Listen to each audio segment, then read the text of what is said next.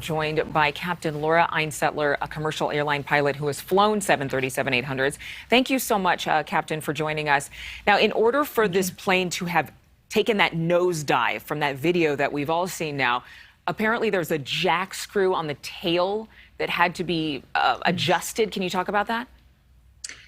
Well, so the jack screw is a critical part of the elevator assembly system in the tail, and that's something that they're definitely going to be looking at as a potential cause for the flight control possible malfunction. One of the things that's so unusual here is that you just don't have going from cruise to an extreme descent like that.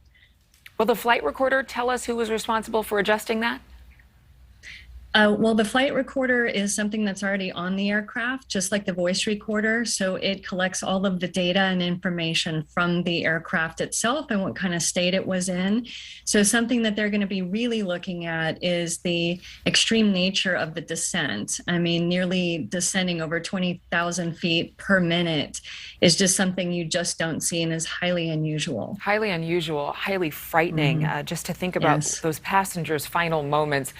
Immediately upon seeing this, there are a lot of people who thought this was a suicide mission.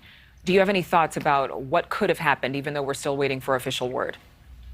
Well, once they get the voice recorder and the flight data recorder, and we hope that it can be salvaged so that the investigators can do their job to understand and figure out exactly what it was that happened. It is something that they will be looking at, and that's why it's so critical to have two pilots at the controls that are highly experienced, well-trained, vetted, and skilled to keep everybody on board safe. Do we happen to know if there were not two pilots on board that day? Well, it's something that,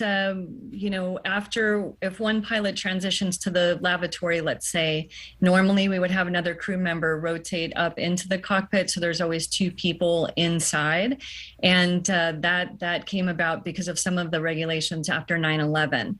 So you want to always have these highly experienced professionals at the controls. We've also heard that there's some speculation that there was an autopilot malfunction. What's your theory? That's a possible theory as well. It's the 737-800. It's an incredible aircraft. It's very safe. So it definitely is going to be interesting to see what the outcome of this situation is. Did you check in on the weather that day? Can you tell us anything about that? I did. That was the first thing that I considered, because especially if the flight's starting off in cruise and then is in this highly unusual state. So sometimes you want to look at things like thunderstorms, some more severe weather. If you fly into severe weather, obviously that's not something we normally do. You want to avoid that. But every now and again, sometimes the weather can catch up to the aircraft. But I think from my understanding that the weather was in pretty good condition in cruise for this flight. Yeah, there was no weather to speak of that would have been, right, a contributing factor in this crash. Thank you so much, Captain, for joining us. Still ahead is Thank you so much for watching. Make sure to click on the red subscribe button below so you can get more of NewsNation's fact-driven, unbiased coverage.